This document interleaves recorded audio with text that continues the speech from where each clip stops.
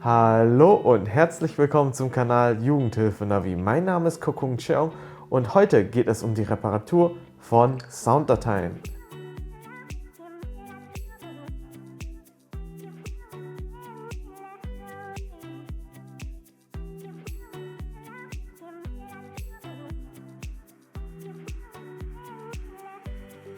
Wir nehmen so viel auf, Bilder, Videos und natürlich auch Tonaufnahmen. Nun, ich habe hier ein Mikrofon in der Hand. Es ist ein Richtmikrofon mit Eigenrauschen. Das heißt, selbst wenn ich leise bin, gibt es ein Rauschen, was intern passiert. Das stört normalerweise nicht wirklich, weil unsere Räume nie ganz ruhig sind und wenn ein schnelles Video gepostet werden muss, ist es auch nicht wirklich so schlimm. Aber gerade bei Podcast oder einer Erzählerinnenstimme stört es. Und was noch mehr stört, ist das hier. Ich bin kein Audiomensch, deswegen kann ich nicht alles reparieren, aber die Idee von der Reparatur ist es, Sounddateien zu retten, wo eine zusätzliche Aufnahme nicht mehr möglich ist. Schauen wir mal dazu in den Rechner. So, jetzt sitzen wir am Rechner. Ich bin auf der Seite audacity.de, die Seite von Audacity. Das ist ein Programm zum Aufnehmen und zum Bearbeiten von Audiodateien. Es ist kostenlos und gibt es für die 3 großen Betriebssysteme Linux, Windows und Mac. Und lasst uns das mal downloaden und wenn ihr auf der Seite sucht, dann findet ihr erstmal keinen Download-Button. Ihr geht auf, hier geht es zu den Tipps und Tricks, klickt da drauf, findet heraus, dort gibt es einen Download-Button für Windows, Mac und Linux. Also mein PC ist ein Windows-Rechner. Dann drücken wir drauf. Wir passen auf, dass wir nicht auf die Werbung kommen, sondern darunter ist erst der Download-Button. Klicken drauf und dann klicken wir noch einmal Download von Audacity starten, Datei speichern natürlich. Und wir finden heraus, ich habe es schon mal runtergeladen. Ihr könnt es mir gleich tun. Ich breche das hier mal ab und ich habe es auch schon installiert. Wir schließen das mal. Und Doppelklick drauf. Also wenn ihr es installiert habt, kommt nochmal zurück. So, wenn wir starten, sieht es so aus. Es ist halt komplett leer. Wir müssen unsere Audiodatei importieren. Also das ist mega einfach. Wir ziehen das einfach rein.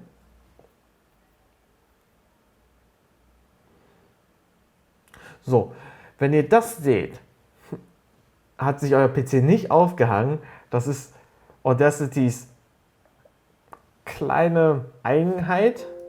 Wir klicken mal auf Audacity drauf und finden heraus, dass es eine Warnung ausgespuckt hat.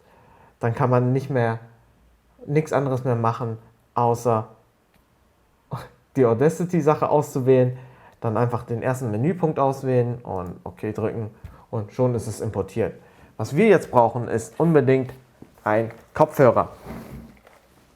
Wie sollte man sonst Audiodateien schneiden ohne einen Kopfhörer?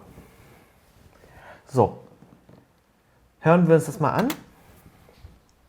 Wir sehen hier oben einen kleinen Ausschlag. Das heißt, es ist nicht komplett auf Null. Wir können uns sicher sein, dass dort Rauschen war. Wir nehmen so viel auf. Bilder, Videos und natürlich auch Ton. Okay, wir hören hier auch das Quietschen sofort. Das habe ich selber reingearbeitet. So, jetzt wählen wir eine Stelle aus, wo ich denke, dort ist ein Rauschen.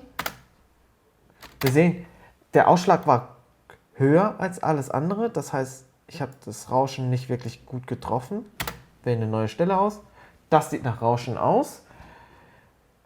Dann gehen wir unter Effekte, suchen die Rauschverminderung. Dann ermitteln wir ein Profil. Das heißt, das System sucht dann automatisch ein Muster vom Rauschen aus und versucht es auf das komplette rüberzulegen. Aber das muss man hier in diesem System mit 2 Schritten lösen. Mit STRG-A wählen wir alles nochmal aus, gehen unter Effekte, dann Rauschverminderung. Und hier gibt es noch ein paar Einstellungsmöglichkeiten, aber normalerweise müssen wir da nicht viel machen. Wir können das übernehmen und auf OK drücken. Und wenn wir wieder mit Leertaste starten, sehen wir, dass es sich auf jeden Fall gebessert hat. Also wir haben gesehen, das Rauschen ist draußen und die komplette Aufnahme wurde von dem Rauschmuster bereinigt. So, jetzt wollen wir aber das Quietschen rausbekommen. Und um das Quietschen rauszubekommen, wählen wir die Stelle aus, wo das Quietschen ist. Bilder, Videos und natürlich... Okay, wir sehen, da ist das Quietschen.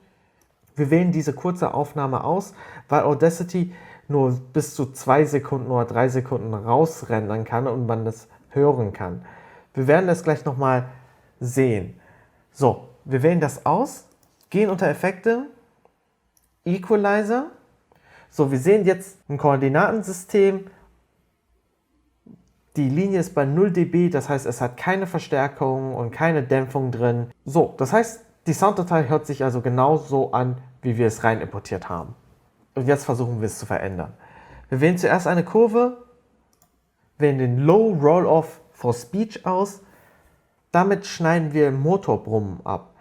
Das heißt, wenn wir irgendwo aufnehmen, wo zum Beispiel ein Kühlschrank ist und es im Hintergrund brummt, können wir damit das schon mal reduzieren.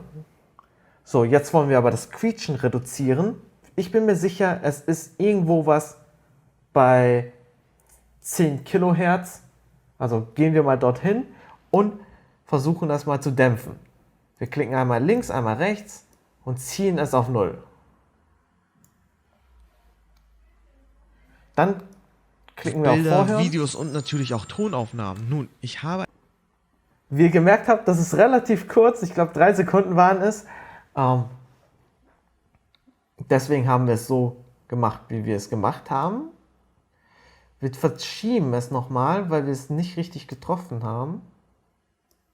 Also es wurde nicht leiser. Zumindest konnte ich es nicht hören.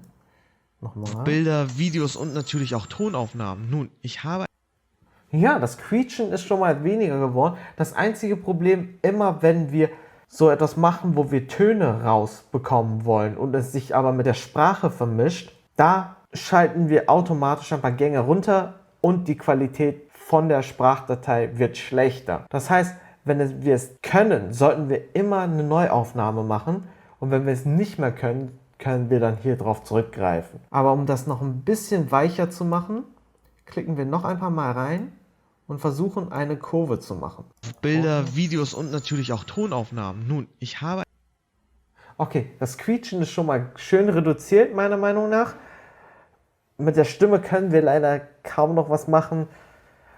Trotzdem, man hört mich, man hört das Quietschen nicht mehr so deutlich. Das ist das, was wir erreichen wollten. Und jetzt nicht auf OK drücken, sondern auf Verwalten, denn wir wollen erstmal das speichern. Weil ansonsten ändern wir nämlich nur diesen kleinen Abschnitt, den wir ausgewählt haben und das wäre nicht korrekt so. Wir nennen das Mix. Gespeichert, wir brechen ab, STRGA, um alles auszuwählen und dann wieder bei Effekte, Equalizer, Verwalten, Benutzervoreinstellung, Mix, auswählen. So, jetzt sehen wir, dass die Kurve genau gleich ist. Drücken auf OK und wir sehen, dass die Kurven, die hier abgebildet worden sind, haben sich etwas verändert. Das ist richtig so, dann haben wir alles richtig gemacht. Und wir können mit Leerzeichen nochmal abspielen.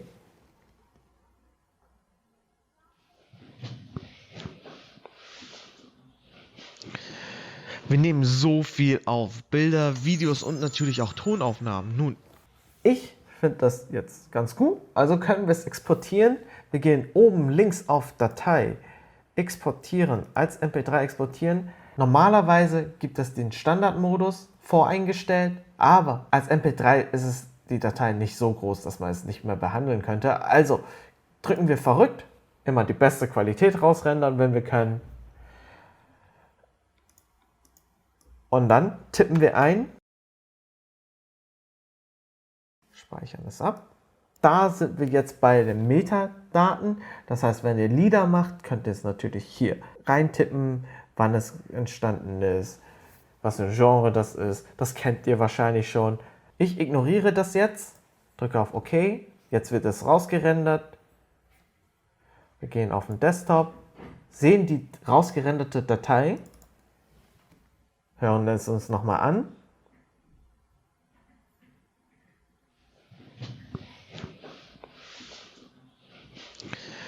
Wir nehmen so viel auf. Bilder, Videos und natürlich auch Tonaufnahmen. Okay, wir haben es uns gerade angehört und wir haben herausgefunden, dass es ganz gut funktioniert. Es funktioniert nicht perfekt. Wir hören uns etwas dumpfer an, aber gleichzeitig hört sich das Quietschen nicht so prägnant mehr an und das hilft uns dabei, eine Geschichte zu erzählen. Natürlich wäre es schlauer gewesen, hätten wir es nochmal aufgenommen, aber bei manchen Situationen können wir es einfach nicht leisten und deswegen ist es besser so als gar nicht. Also, ich hoffe, das Tutorial war hilfreich. Ansonsten bis zum nächsten Mal und tschüss.